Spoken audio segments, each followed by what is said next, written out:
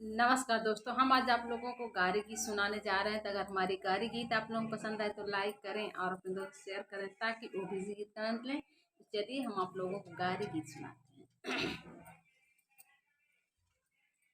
समधी तुहरे अमीरी, समधी तुहरे अमीरी, हमारे गरीबी का ख्याल करी। समधी तुहरे अमीरी, समधी तुहरे अमीरी, हमारे गरीबी का ख्याल करी। तुहरे महला दू महला, तुहरे महला दू महला, हमारे झोपड़िया का ख्याल करी।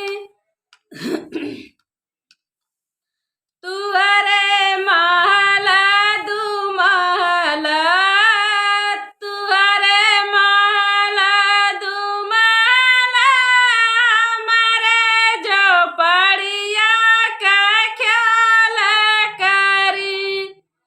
समधी तुहरे अमीरी, समधी तुहरे अमीरी, हमारे गरीबी का ख्याल करी।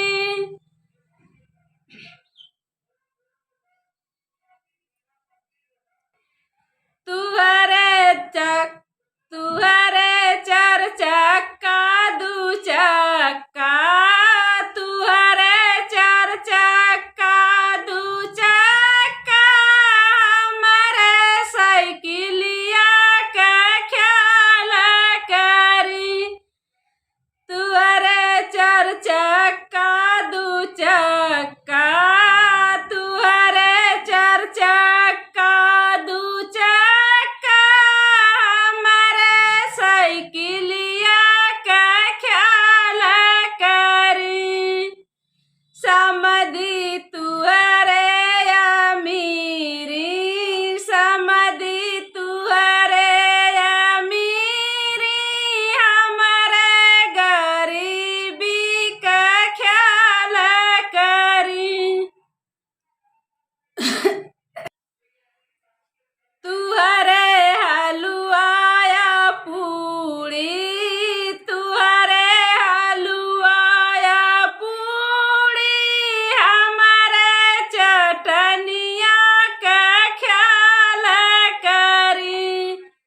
समधी तुहरे अमीरी, समधी तुहरे अमीरी, हमारे गरीबी का ख्याल करी। तुहरे तो सकत किया, तुहरे तो सकत किया, हमारे चरपैया का ख्याल करी। तुहरे तो सकत किया, तुहरे तो सकत किया, हमारे चरपैया का ख्याल करी। समधी तुहरे अमीरी, समधी तुहरे अमीरी, हमारे गरीबी का ख्याल करी। दोस्तों गाड़ी कैसी लगी फिर मिलेंगे गीत में, तब तक नमस्कार।